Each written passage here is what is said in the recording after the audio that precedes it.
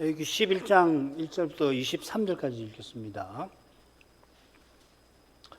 여호와께서 모세와 아론에게 고하여 그들에게 이르시되 이스라엘 자손에게 고하여 이르라. 육지 모든 짐승 중 너희의 먹을 만한 생물은 이러하니 짐승 중 무릇 굽이 갈라져 쪽발이 되고 새김질하는 것은 너희가 먹되 새김질하는 것이나 굽이 갈라진 짐승 중에도 너희가 먹지 못할 것은 이러하니 약대는 새김질은 하되 굽이 갈라지지 아니하였으므로 너희에게 부정하고 사반도 새김질은 하되 굽이 갈라지지 아니하였으므로 너희에게 부정하고 토끼도 새김질은 하되 굽이 갈라지지 아니하였으므로 너희에게 부정하고 돼지는 굽이 갈라져 쪽발이오되 새김질을 못하므로 너희에게 부정하니 너희는 이 고기를 먹지 말고 그 죽음도 만지지 말라. 이것들은 너희에게 부정하니라. 물에 있는 모든 것 중 너희의 먹을 만한 것은 이러하니 무릇 강과 바다와 다른 물에 있는 것 중에 지느러미와 비늘 있는 것은 너희가 먹되 무릇 물에서 동하는 것과 무릇 물에서 사는 것 곧 무릇 강과 바다에 있는 것으로서 지느러미와 비늘 없는 것은 너희에게 가정한 것이라. 이들은 너희에게 가정한 것이니 너희는 그 고기를 먹지 말고 그 죽음을 가정히 여기라. 수중 생물에 지느러미와 비늘 없는 것은 너희에게 가정하니라. 새 중에 너희가 가정히 여길 것은 이것이라. 너희 이것들이 가정한즉 먹지 말지니 곧 독수리와 솔개와 어흥과 매와 매 종류와 아마기 종류와 타조와 다오마스와 갈매기와 새매 종류와 올빼미와 노자와 부엉이와 따오기와 당아와 올웅과 학과 황새 종류와 대승과 박신이라.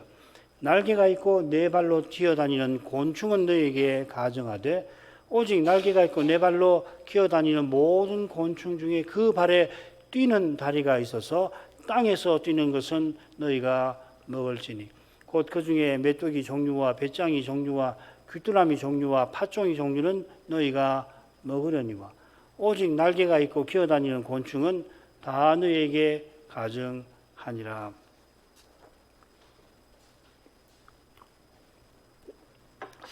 모세는 제사장나라를 위한 제도 1장부터 10장이 나오죠. 이어서 제사장나라의 사명을 이루는 정결 실행법규를 교훈합니다. 이 실행법규들을 우리는 정결법전이라 레위기 11장부터 16장을 정결법전이라 부르도록 하겠습니다. 레위기 학계의 이 성결법전이라고 하는 거, 영어로는 Holiness Code라고 하는데 이 용어가 19세기 말로부터 사용되고 있습니다만은 정결법전 혹은 부정법전이라는 용어는 제가 아는 한은 아직 없는 줄로 압니다. 학계에서 통용되는 성결법전은 레위기 17장부터 26장까지를 말합니다. 이 부분의 그 문학적 스타일이 레위기의 다른 나머지 부분과 다르다는 겁니다. 대표적으로 나 여호와는 거룩하다. 특별히 레위기 19장이 많이 나오죠. 이 부분, 이 표현이 이 부분에 특징적으로 나온다. 그래서 성결법전, 홀리네스 코드라고 부르는데요. 그렇지만은 레위기 11장에 당장 이 표현이 아주 인상 깊게 생생하게 나오죠. 이 부분이 레위기 1장부터 16장과 다른 문서라고 하는 겁니다. 그러니까 레위기는 이 모세가 한 사람이 쓴 것이 아니고 후대의 편집자들이 이런저런 문서들을 합쳐 놓은 것입니다. 아마 지금껏 가장 방대한 레위기 주석을 쓴 유대인 학자에 따르면은 레위기 1장부터 16장까지가 본래 이 제사장 문서고 17장부터 26장까지는 그 부록이라 합니다. 21장은 전체 레위기의 부록이라고 그러죠. 이런 주장을 우리는 받아들이지 않습니다. 첫째로 레위기를 포함하여 모세오경을 모세가 썼다고 볼 근거가 분명합니다. 무엇보다 우리 주님께서 그렇게 말씀하신 것이 우리에게는 결정적 근거입니다만은 이 소위 그 신학이라고 하는 학문적 견지에서도 상당한 근거가 이미 우리 개혁파 신학자에 의해서 제시된 바가 있습니다. 둘째로 우리가 지난 시간에 살핀 대로 레위기 1장 11장부터 16장 그리고 레위기 17장부터 22장의 줄거리가 세 가지 주제, 음식, 가정과 혼인과 가정, 그리고 하나님의 거룩하심이라는 점에서 서로 일치한다는 사실은 혹 100번, 1000번 양보하여 문서들의 편집이라는 주장을 받아들인다 하더라도 그 편집자는 모세의 복음과는 실로 뛰어난 인물일 겁니다. 그런데 그런 인물이 구약 성경에 있다는 말을 아직 들어보지 못합니다. 그래서 이 모세의 경륜이라 그렇게 말하잖아요. 이 모세가 얼마나 탁월한지를 모세의 율법을 연구해 보면은 당장 알 수 있고 이런 인물이 없다 하지 않습니까? 학계의 연구니까 당연히 존중하고 참조할 것입니다. 제가 아까 한 밀그롬이라고 하는 사람이 쓴 레위기가 얼마나 방대한지 모릅니다. 세 권인데 빽빽한 영어로 거의 3000페이지에 육박할 겁니다. 그거 다 읽고 지금도 가끔씩 들여다보고 그러거든요. 그렇지만은 지난 시간 살핀 대로 우리가 정결법전을 쓸 만한 근거는 얼마든지 있다고 봅니다. 오늘부터 정결법전의 내용을 살펴나가려고 합니다. 첫째로 음식 정결법 11장이지요. 줄거리를 간단히 보십시다. 1절, 2절 상반절은 머리말이 됩니다. 그리고 본론이 길게 2절 하반절부터 45절까지 나오고 그리고 맺은 말이 46, 47절인데요. 이 본론을 조금 아래서 보겠습니다만은 이 먹을 수 있는 것과 먹을 수 없는 것에 관한 내용이 앞뒤로 나오고 한가운데 이 부정법이 나옵니다. 특별히 이런 짐승의 죽음, 사체를 만지면은 접촉하면 부정한다. 혹은 그 사체를 옮기면은 부정하다. 먹는 문제는 앞뒤로 나오고 가운데는 서로 접촉하거나 운반하는 문제를 다루고 있습니다. 맺은 말을 보면은 이 정결법의 내용이 적절히 요약되어 있습니다. 이 정결법은 첫째로 짐승, 육지라고 붙이는 게 좋을지도 모르겠습니다. 새, 물에서 움직이는 생물, 그리고 땅에 기어다니는 것에 대한 규례라 46절에 이렇게 밝혀졌습니다. 넷으로 분류를 했습니다. 짐승을. 그리고 47절에는 부정하고 정한 것, 그리고 먹을 생물과 먹지 못할 생물. 그러니까 이 교차적으로 되어 있는 거죠. 그죠? 부정한 것이 먹을 수 없는 거고 정한 것이 먹을 수 있는 건데 이 히브리 표현법은 항상 거의 이런 이 교차법을 많이 씁니다. 그래서 부정한 거, 정한 거, 먹을 수 있는 거, 먹을 수 없는 거. 강조점은 먹을 수 있는 것에 강조점이 있다는 이야기가 되겠죠. 자, 이 내용에 따라서 본론은 먼저 먹을 수 있는 정한 육지 동물과 먹지 못할 부정한 동물에 관한 내용이 앞뒤로 나옵니다. 2절 하반절부터 23절 오늘 읽은 부분하고 그 다음에 41절부터 46절에 나와요.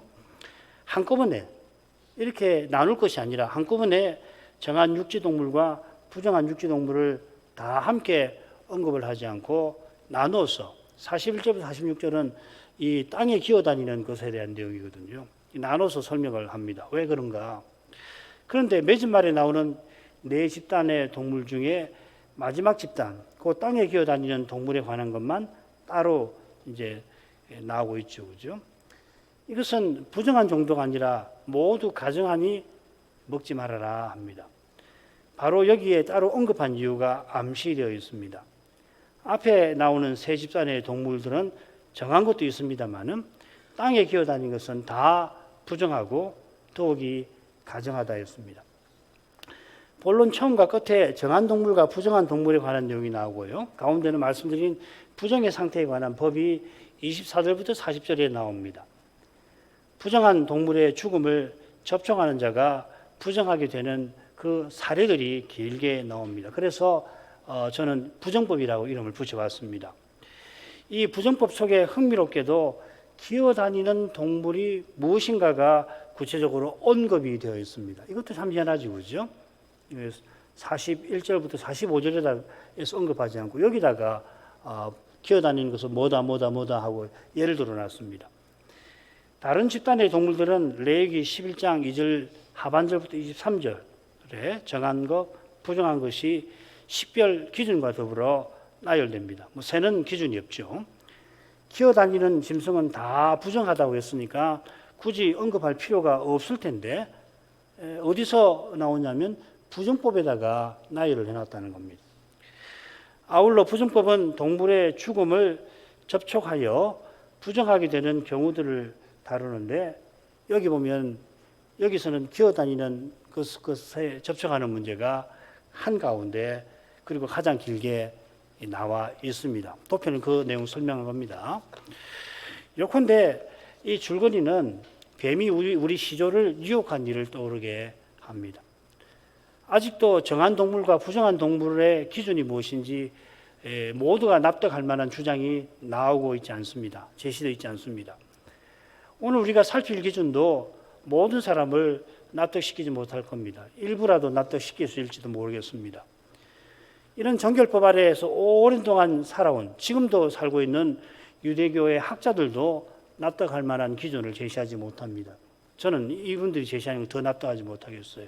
지난 시간 살핀 종교적인 해석, 이교 제사에 드린 것을 부정한 동물로 삼으셨다는 주장. 그건 당장 반례가 있잖아요.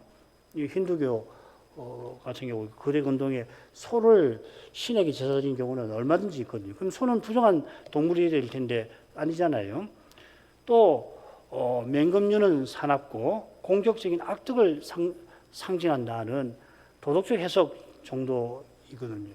그러다가 최근에 창조 질서에 따르는 것은 정한 동물이고 그렇지 않은 것은 부정하다 하는 견해가, 이 견해는 놀랍게도 신학자가 아니고 문화인류학자, 여류 문화인류학자 이 메리 다글라스라고 하는 분이 제시한 건데 이분의 견해가 굉장히 지지를 많이 받고 있습니다. 그러나 이 견해 역시 선한 창조에 부합하지 않지요. 이 견해가 옳다면은 장어, 개미, 돼지 같은 부정한 동물이 타락 후에 기능 이상이나 형태 변경이 일어났어야 한다. 기능 이상이라고 하는 것은 원래 돼지는 대책임질 하다가 나중에 대책임질 안 했다든지, 그 다음에 개미는 원래 다리가 넷인데 다리가 몇이죠 개미가? 또 지네 같은 경우 그죠? 다리가 굉장히 많잖아요. 형태 변경이 일어났어야 하는데 성경은 뱀이 저주를 받아 기어다니게 되고 뱀이 흙을 먹는 것을 분명히 말합니다. 이사야 65장 25절에 보면 여호와의 성산에 관한 내용이죠. 회복된 이 낙원에 관한 건데 거기 보면 이와 어린 양이 함께 먹고 있습니다. 그런데 뱀만 유독히 흙을 먹는다 이렇게 되어 있습니다. 우리 시조를 유혹한 뱀을 연상시키는 것이 정한 동물과 부정한 동물을 가르는 기준이 아닐까 짐작을 해보는 겁니다. 자, 본론으로 하죠. 여호와께서 머릿말입니다. 여호와께서 모세와 아론에게 고하여 그들에게 이르시되 이스라엘 자손에게 고하여 이르라. 이거 특별히 언급을 해야 될지 모르겠는데 요즘에 말씀을 드리죠. 첫째 단락은 아론과 모세에게 모세와 아론에게 규례를 말씀하셨습니다. 그 경우들을 다 이렇게 살펴보면은 몇몇 경우가 나와요. 그런데 왜 이런 경우들에 모세와 아론에게 말씀하셨다고 하시는지 저는 잘 모르겠습니다. 특별히 여기 보면은 모세와 아론에게 구하여 그들에게 이르시되, 이건 이례적인 거거든요. 구약을 다 보면은 이런 표현이 없어요. 우리에게 번역은 익숙한데 당장 이 2절에 보면 이스라엘 자손에게 구하여 이르라고 이렇게 되어 있잖아요. 그들에게 이르라고 하지 않거든요. 그런데 여기는 유독 이런 표현을 썼습니다. 그래서 어떤 학자는 모세하고 아론은 동등하다는 것을 나타내는 거다 그런 주장을 하지만은 하필 음식 정결법에만 그들에게 이르시되, 다른 데도 그렇게 나와야 될 거 아니에요? 그렇게 하시는지 저는 잘 모르겠다는 겁니다. 모르는 이야기를 적어놨는데 한번 참고해 보시길 바랍니다. 모세와 아론이 함께 이스라엘 자손에게 정결법을 일러주어야 합니다. 아마도 음식 정결법이나 유출병 정결법이 이스라엘 자손의 일상과 밀접한 관련이 있어서 그런 것 같습니다. 두 정결법에 따르면 전혀까지 부정하게 되는 사례가 적지 않습니다. 굉장히 많습니다. 사실은 이런 사례들이 그야말로 다반사여서 백성들이 예사롭게 여기기가 쉬울 텐데 이 두 중보자가 정결법을 일러주어서 그리고 그 의미를 가르쳐줘서 백성이 일상에서 메시아를 바라보게 하신 줄로 믿습니다. 본론으로 가죠. 본론은 말씀드린 대로 크게 세 부분으로 나뉩니다. 그건 설명했고요. 이제 첫째 부분을 봐야 되는데 이 첫째 부분은 매점 말의 분류에 따라서 땅에 기어다니는 것을 제외한 세 집단의 동물 중에서 정한 것과 부정한 것에 관한 내용이 됩니다. 세 집단의 동물이라고 했으니까 세 부분으로 나누면 좋겠는데 흥미롭게도 네 부분으로 나누게 되어 있습니다. 왜 넷인지 조금 후에 말씀드리고 그 넷은 첫째로 육지에 사는 동물이 8절까지고요. 물에 사는 동물이 9절부터 12절까지고 그 다음 여기인데 날아다니는 새는 13절부터 19절 여기는 부정한 이 맹금류의 종류가 나열되어 있죠. 그 다음 27절부터 23절까지는 날개가 있고 네 발로 땅에 기어다니는 것에 대한 집단이 특별히 언급이 되어 있습니다. 매점 말에 나오는 동물의 분류는 짐승, 새, 물에 움직이는 생물, 땅에 기어다니는 것입니다. 이 짐승이라는 말, 여기 베헤마라는 말인데 2절, 3절에 이 짐승이라는 용어가 나옵니다. 물에 움직이는 생물은 이 부분에서 두 번째로 나오고 이 문제는 새입니다. 이 새라고 새긴 낱말이 뭐 히브리 말을 좀 써야 되겠습니다. 오프라고 하는 말입니다. 그런데 이 오프라는 말이 13절에만 나오는 게 아니라 20절에도 오프라고 되어 있습니다. 그러니까 20절부터 23절도 같은 부류라는 거죠. 함께 흔히 새라고 번역하는 이 말로 묶어진다는 말입니다. 그런데 20절에는 새라고 하지 않았습니다. 우리가 아는 새하고 다르니까 곤충에 가까우니까 그래서 이 새라고 하지 않고 날개가 있고 이렇게 풀어서 번역을 했습니다. 20절을 여자적으로 새기면은 네 발로 움직이는 오프의 기어다니는 것 이렇게 되어 있습니다. 이 기어다닌다는 말이 여기 나와요.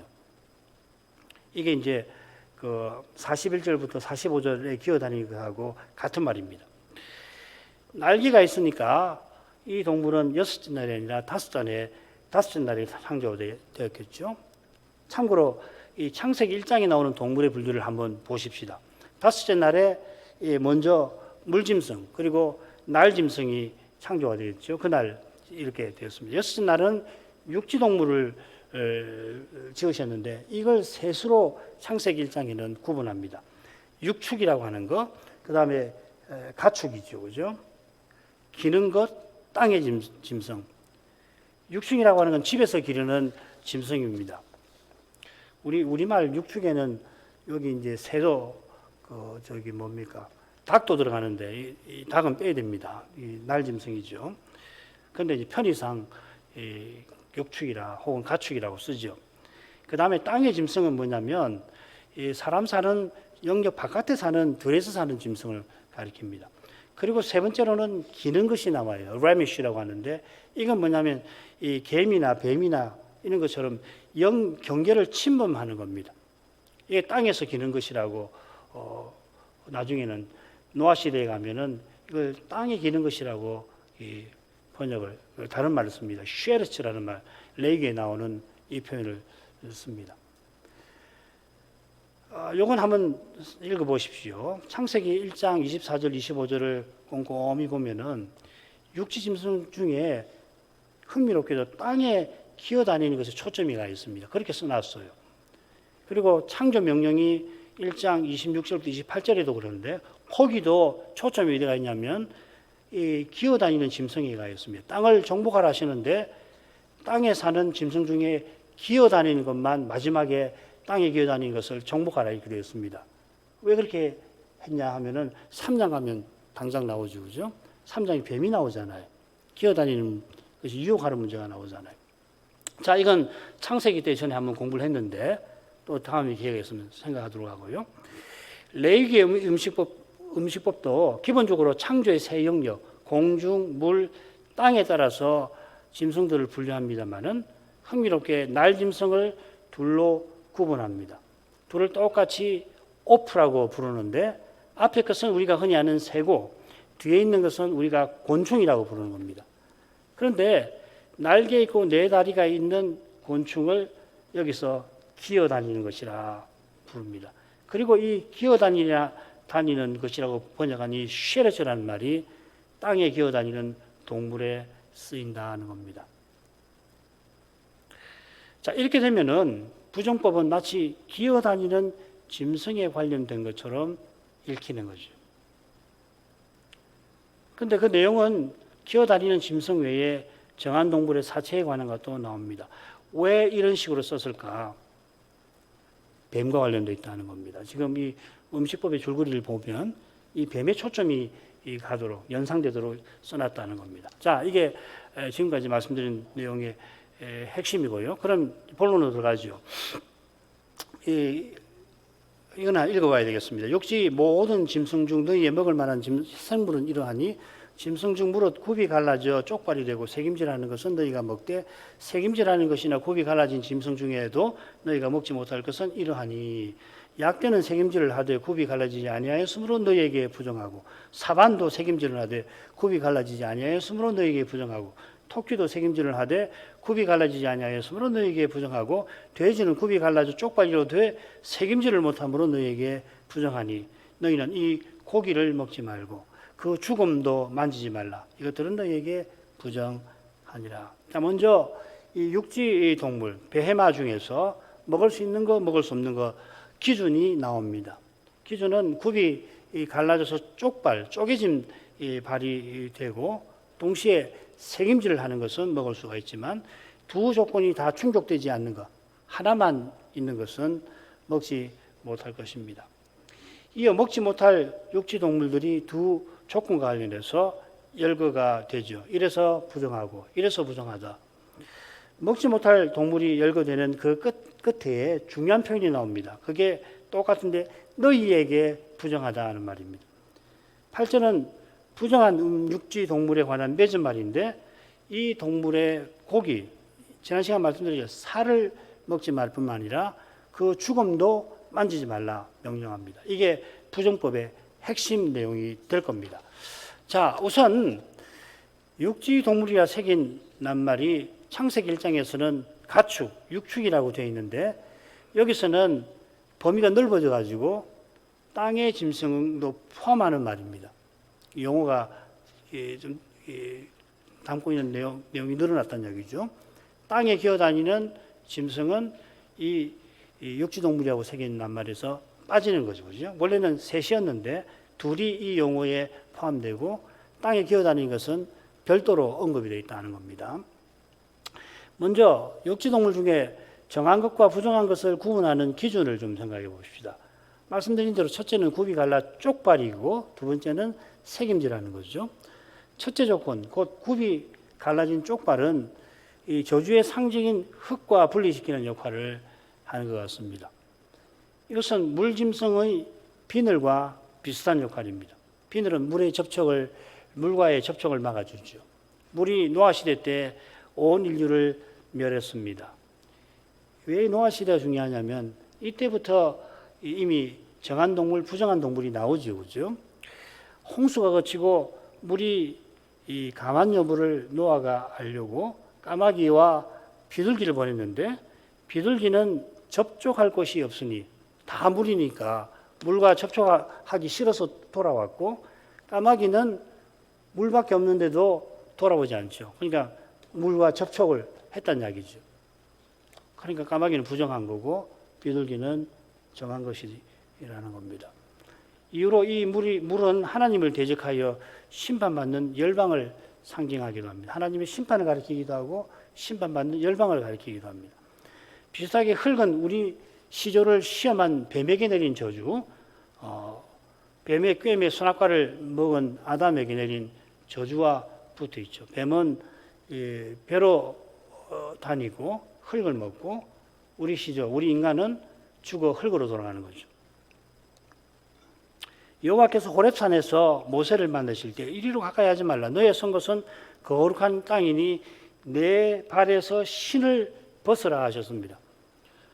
우리의 상식적인 관념대로라면은 거룩한 곳이니까 더구나 신을 신어야 될 것 같은데 벗으라 하십니다. 그 이유는 뭐냐면 신에 묻은 흙, 거룩한 영역 바깥에 다니면서 묻은 그 흙이 저주를 상징한다는 것이죠. 그래서 예수님이 12사도를 이스라엘 고을에 보내실 때 그들을 영접하지 아니한 고을을 향하여서 발에 먼지를 떨어버리라 저주를 선포하라는 것이죠.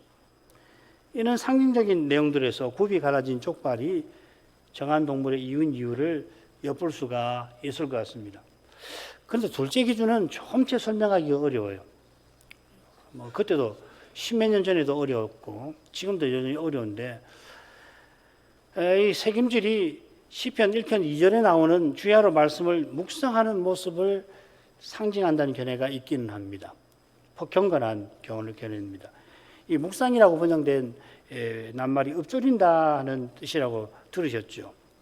그러니까 비둘기가 구 이렇게 소리 내는 것을과 닮았다는 겁니다. 그래서 이제 말씀을 묵상하는 게 아니라 입으로 계속 내는 겁니다. 여러분 그 예루살렘 이 서안 혹은 그 서쪽 벽 웨스턴 월이라고 하는 건 쳐서 한번 보십시오. 거기 보면은 머리에 뭐 쓰고서 이 유대인 랍비들이 성경을 계속 고기를 흔들면서 입으로 말하고 있는 것을 볼 수 있을 겁니다. 그 서쪽 벽 옆에 건물이 있는데 거기 이제 성경책이나 이 탈무드나 이런 게 비치가 되어 있고 거기 앉아가지고 이렇게 조글조글조글 합니다. 소나 양이나 염소가 책임질하는 모습이 비슷하게도 보이긴 합니다만은 저는 잘 설득이 안 됩니다. 여러분 어떠신지 모르지만 글쎄 조금 전에 우리가 물과 흙의 상징적 의미를 통해서 살폈듯이 정한 육지 동물의 두 조건이 수중 동물의 두 조건과 상응한다고 한다면은 물고기에게 이 지느러미가 무슨 역할을 하는지를 살펴서 그걸 토대로 해서 이 동물이 책임지라는 것의 의미를 생각해 보면 어떨까 합니다. 한번 들어보십시오. 부정한 물고기는 뱀의 모습과 흡사합니다. 지느러미 없는 물고기는 발을 잃은 뱀을 연상시킵니다. 발을 잃은 뱀은 흙과 더욱 접촉하게 되죠. 배로 다녀서 흙 속에서 다닙니다. 지느러미는 사람의 팔다리 같아서 물고기가 물에서 전진하거나 후진하거나 운동을 할 때 그리고 가다가 정지하는 거 또 이 물고기의 중심을 잡거나 방향을 잡는데 없어서는 안 되는 기관입니다. 이런 점에서 지느러미 없는 물고기는 움직이거나 균형 잡는 일에 있어서 물의 영향을 훨씬 많이 받을 것 같습니다. 물길에 따라서 막 휩쓸려 다니는 거겠죠. 이런 점은 비늘이 물과의 접촉을 막아주는 것과 내용상 어울리는 것 같습니다. 그런데 소가 책임질하는 것과는 그다지 연관성이 없어 보입니다. 다만 낙원의 심판과 저주에 비춰볼 때에 소가 소화하기 힘든 섬유소를 계속 대책임질해서 소화를 잘 하는 것이 뱀이 저주받은 상태에 흙을 먹는 것과 정반대되는 것처럼 보입니다. 이런 모습이 말씀을 묵상하는 것을 가리킨다 볼 수 있을지 잘 모르겠어요. 제가 이번에 이만큼까지 생각했는데 더 이상은 잘 모르겠습니다. 둘째로 우리가 생각할 점은 어떤 짐승이 너희에게 부정하다 하신 것입니다. 그 네 군데 나옵니다. 태초에 하나님께서 사람을 포함해서 모든 짐승을 선하게 창조하셨습니다. 하나님이 수중동물 그 다음에 공중동물을 다섯째 날에 지으시고 보시기에 좋았다 하셨고 여섯째 날에도 육지동물을 지으시고 좋았다 하셨습니다. 하나님께 범죄한 건 사람이지 짐승이 아닙니다. 사람이 범죄해서 저주가 피조계에 내렸습니다. 본래는 사람도 짐승도 식물을 먹었는데 타락 후에 어떤 짐승은 육식동물이었고 사람도 아마 노아 시대 즈음에 혹은 그 이전에 어느 시점에 고기를 먹게 되었습니다. 물론 육식을 아니한다고 해서 정한 동물 되는 건 아닙니다. 부정한 새가 다 맹금류는 아닙니다. 노아 시대에 이미 정한 동물과 부정한 동물이 나눠져 있는데 그 기준이 레위기 음식정결법과 정확하게 같은지 알 길은 없습니다만은 이런 구분이 인간의 타락과 붙어 있는 것은 분명합니다. 중요한 것은 하나님께서 어떤 동물이 너희에게 부정하다고 천명하시고 부정한 동물을 먹거나 그 죽음을 만지면 너희가 부정하게 되리라고 하나님이 규정하신 이 사실입니다. 이 점과 관련해서 이 부정의 아버지와 부정의 딸이라고 하는 이 유대교의 개념을 오늘 아주 간단히 살피겠습니다. 부정의 아버지는 뭐냐면 동물의 사체처럼 다른 사물이나 접촉하는 다른 사물이나 사람을 부정하게 만드는 거고 부정한 사물이나 사람에 의해서 부정하게 된 것은 부정의 딸입니다. 피 자체는 부정하지 않고 오히려 피에 생명이 있다 하였습니다. 그런데 사람의 생식기에 흘러나오는 피는 접촉하는 사람이나 사물을 부정하게 만듭니다. 이 피는 부정의 아버지입니다. 유술병자가 어떤 자리에 앉으면 그 자리가 부정하게 되고 그 자리에 다른 사람이 앉으면 앉은 사람도 부정하게 됩니다. 이렇게 부정해진 사람을 누가 만지면 그 사람은 부정해지지 않습니다. 여기서 스톱하는 겁니다. 왜 이 경우는 부정해지지 않는지 그건 결국 하나님께 달려 있습니다. 우리는 그런 사례들을 다 모아서 다음 시간에 아마 그 말씀 드릴 겁니다. 그 사례들을 다 정리해 가지고 이런 경우 부정법에서 그걸 다루게 될 텐데 그걸 가지고서 하나님이 왜 이렇게 하셨을까 뭐 의중을 생각해 볼 수 있지만은 결국 하나님께 달려 있는 겁니다.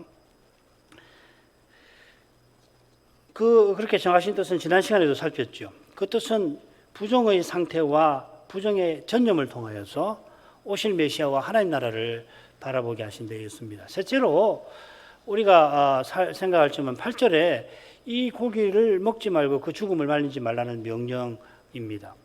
이 고기는 4절부터 7절까지에 열거된 것과 같이 부정한 육지동물의 살을 가리킵니다. 색임질을 하지만 굽이 갈라지지 아니한 것이나 굽은 갈라졌지만은 색임질 못하는 것들은 그 고기 살을 먹지 말아야 합니다. 정한 동물은 먹을 수 있다고 하는데 부정한 동물은 그 살을 먹지 말라고 합니다. 정한 동물은 그 살을 먹을 수 있다 이렇게 표현을 하지 않았죠. 뭐 그렇게 표현할 수 있는데 그냥 정한 동물은 먹을 수 있다. 근데 부정한 동물은 그 살을 먹지 말라고 합니다. 정한 동물의 경우는 먹지 말아야 할 것이 있습니다. 피는 먹으면 안 됩니다.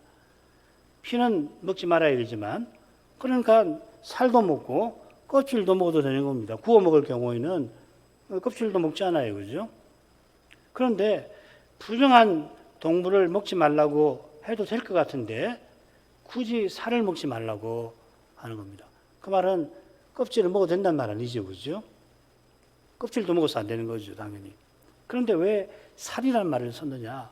이건 창세기 6장 3절과 붙어 있는 것 같습니다. 부정한 동물의 살은 성신께서 더 이상 실험하시지 아니할 만큼 철저히 타락한 사람, 육신을 가리키는 것 같습니다. 그 주검이라고 하는 것은 사체입니다. 정한 동물을 먹으려고 하면 당연히 짐승을 죽여야 하는데 먹을 수 있도록 죽이는 방법은 반드시 피를 물같이 다 쏟아버리고 그리고 흙으로 덮어야 합니다. 그런 다음에 먹을 수 있습니다. 이렇게 죽인 짐승은 사체가 아닙니다. 지금 만지지 말라고 하는 죽음 그리고 그 사체라고 할 수 있는데 왜냐하면 이 주검이라고 할 때는 우리말로는 사람의 시신을 가리키는 말이거든요. 사실은 이 사체는 동물에도 쓸 수 있습니다. 그러니까 우리가 시신이라고 하잖아요. 사람 죽은 사체를. 죽음도 마찬가지거든요. 제가 사전을 본 바로는 그렇습니다. 그래서 사체가 낫다고 생각됩니다. 사체는 짐승이 무슨 이유로 혼자 죽어서 피가 엉긴 상태가 된 겁니다. 여기는 스스로 죽은 것을 언급했습니다. 다른 짐승에게 찢겨 죽은 것도 용어가 다른데 결국은 사체입니다. 정한 동물도 스스로 죽거나 찢겨 죽으면 사체가 됩니다. 이 사체를 접촉하는 문제를 부정법에서 집중적으로 다룰 것입니다. 물에 사는 동물 간단히 보죠. 성경은 읽지 않겠습니다. 육지동물과 비슷한 내용으로 되어 있습니다. 먼저 수중동물 중에 먹을 만한 것의 기준이 이 둘로 제시가 되죠. 먹을 만한 것은 비늘과 지느러미가 있는 겁니다. 이어서 이 지느러미나 비늘 없는 것은 먹지 말 것이라 했고, 둘 중에 하나가 없어도 먹지 말아야 합니다. 이 명령이 11절에 나오잖아요. 먹지 말라. 먼저는 조건을 갖추지 못한 수중동물이 너희에게 가정한 것이라 하였습니다. 가정한 것이니 그 살을 먹지 말고 그 사체를 가정이 여기라고 합니다. 12절에서도 가정하니라 했죠. 그죠? 그러니까 육지동물하고 다릅니다. 이건 다음 시간에 제가 또 설명을 할 겁니다. 우리가 수중동물의 기준은 육지동물의 기준과 더불어 살폈죠. 여기서는 가정함의 의미를 오늘 간단히 살피는 것으로 마치도록 하겠습니다. 뭐가 많이 있는데 이거 읽어보시고요. 이 가정함이라는 말은 뭐냐면은 부정한 짐승의 사체를 먹는 것을 말하는 겁니다. 언제 가정하게 되느냐면 사람이 부정한 짐승의 사체의 살을 먹으면은 가정해지는 겁니다. 그런데도 이 부정한 이 지금 그 수중동물 중에 부정한 수중동물을 가정하다고 이 표현을 하신 거라 하는 겁니다.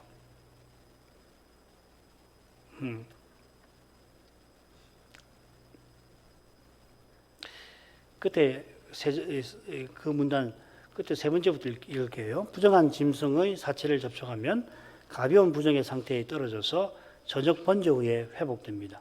살아있는 부정한 짐승을 만져도 부정의 상태에 떨어지지 않습니다. 요거 오해하시면 안 됩니다. 반드시 사체를 만졌을 경우요. 살아있는 것을 만지면 부정해지지 않아요. 만약에 이 부정한 짐승을 만져서 살아있는 건데 부정한 상태에 떨어진다면 일상생활이 힘들겠죠. 그죠? 다만 수중동물과 공중동물과 땅에 기어다니는 것은 너희에게 가정하다. 그러니까 이 가정한 것이 그걸 먹어야 가정해지는데도 가정하다고 이렇게 말씀하신 이유가 뭘까 이 말이죠. 여호와께서 언약 백성들어 여호와의 거룩하심을 침해하지 않게 하시려고 단단히 말씀하시는 겁니다. 타락 후에 먹고 사는 것이 사람에게 너무도 힘든 일이 된 데다가 사람이 썩어지는 이 몸을 갖고 있어서 살려는 본능에 사로잡혀서 살기 위해서는 뭐든지 하려 하기가 너무도 쉽습니다. 가령 해방 후에 자기가 신사참배는 하긴 했지만은 그래도 내가 예배당을 지킨 덕에 지금 예배 보지 않습니까? 이런 정신 나간 목사들이 있었는데 그들은 하나님 입에서 나오는 말씀으로 살려는 게 아니라 그저 떡으로 살려 하는 것입니다. 사람이 이렇게 연약한 줄을 이 말도 안 되는 이야기잖아요. 이게 말입니까? 그런데 이런 말을 하거든요. 이 사람이 이렇게 약해요. 여호와께서 잘 아시고 사람이 음식을 먹는 목적이 하나님을 가까이 하는데 하나님을 향하게 하는 데 있음을 단단히 깨우치시려고 너희에게 가정하다 이렇게 엄히 말씀하신 줄로 믿습니다. 얼마큼 하죠? 우리에게는 여전히 낯선 음식법인데 지혜이신 여호와께서 친히 내신 거라 거기서 인생이 이 세상에서 어떻게 무엇을 위하여 살아야 하는지 환히 드러내십니다. 무릇 하나님의 계시에서 거룩한 빛이 비치는 까닭에 성신의 감화를 받은 교회와 신자는 거룩하신 하나님을 가까이 하게 됩니다. 이게 모든 성경이 그리스도에 대하여 증거한다는 뜻이기도 합니다. 그리스도께서 하나님께 나가는 유일한 길이십니다. 음식법도 결국 메시아와 하나님 나라를 교환합니다. 노아 시대에 이르러 채식가 된 사람이 육식을 하게 됐는데 이 육식과 관련하여서 하나님이 부정의 상태를 지정하셨습니다. 특히 부정한 동물의 사체 먹는 것은 가정하다고 이 율법의 이 언약 백성들에게 시내산 언약에서 밝히셨는데, 그 뜻은 인생이 하나님의 거룩하심을 침해하지 말고 반대로 하나님의 거룩하신 사랑 안에 늘 살게 하려 하신 것입니다. 성신께서 여전히 우리에게 나선 이 음식법을 통해서 신령한 교훈을 더욱 깨닫게 해주심으로 우리가 이 시대의 거룩한 교회로 서나가는 길을 더욱 걸어갈 수 있도록 그 길에 필요한 말씀으로 해명해 주시기를 기도하십시다. 신학교와 신학생들을 위해서도 기도하겠습니다. 기도하겠습니다. 거룩하신 아버지, 이날에도 정결법전을 살필 수 있게 해주셔서 감사합니다.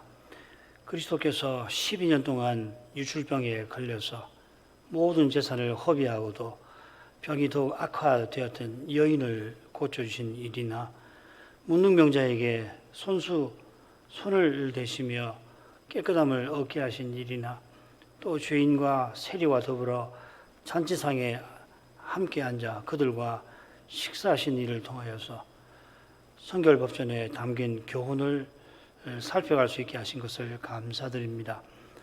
오늘날 우리에게 여전히 낯선 규정들이 이 법전에 많지만은 그러나 그 규정에 담긴 교훈이 그리스도와 하나님 나라를 드러내고 있어서 그 교훈을 깨닫게 하시는 만큼 낯선 규정들이 점점 친숙한 내용으로 다가오게 하실 줄 믿습니다. 홀로 이 성경을 레기를 읽을 때에 그만큼 친숙하게 다가와서 이 말씀에서 오늘 하루를 살아가는 인생을 걸어가는 비춤받게 해 주옵소서. 주님께서 옛 언약을 성취해 주신 덕분에 신약교회는 음식 정결법이나 혹은 다른 정결법을 실제 따를 필요가 없게 되었지만은 유출병 여인과 문둥병자를 고쳐주시고 세리와 함께 식사하신 그 뜻은 이 율법의 연구를 통하여 더욱 우리에게 깨달음의 내용이 되어가게 하십니다. 여전히 알지 못하는 많은 내용이 이 법전에 있지만은 이 법전이 하나님의 계시고 하나님의 거룩한 지혜에서 나온 것이라 깨닫게 하시는 만큼 하나님 지혜의 신비로움을 맛보고 하나님 앞에 경배드리게 하십니다. 일상에서 예사롭게 경험하는 일들을 통해서 하나님께서는 이스라엘이 장차 그리스도를 통하여 영원한 제국 세우실 그 위대한 사실을 바라보도록 하십니다. 그처럼 태초에 인생을 하나님 형상대로 지으신 그 고결한 뜻을 이스라엘을 통하여서 이루려 하시는 그 여호와 하나님의 심정을 깨닫도록 해주십니다. 그 거룩한 뜻과 지혜 앞에서 성신의 감화를 받는 이스라엘 백성들은 틀림없이 자기의 죄가 얼마나 끔찍하고 교만하고 악한지를 새롭게 깨달아서 하나님 은혜를 더욱 의지하게 하셨을 것입니다. 그처럼 인생이 모름지기 먹고 사는 목적이 무엇인지를 분명하게 일깨우셔서 그리스도처럼 하나님 입에서 나오는 모든 말씀으로 살고자 하는 심정을 오늘날 우리에게 알려주십니다. 우리 주께서 세례받고 광야에서 마귀에게 먹는 문제로 시험을 받아주신 것은 우리가 이 정결법에 담긴 교훈을 좇아서 예수님처럼 하나님의 일과 뜻을 받드는 것을 우리의 지상 양식으로 삼게 하시는 데 있겠습니다. 어떻게 하다가 한 끼만 굶어도 그만 축 처지기 쉬운 인생이지만은 그리스도 안에서는 하나님의 뜻을 위하여 모든 것을 뒤로하는 그런 믿음으로 살아갈 수 있게 하실 줄 믿습니다.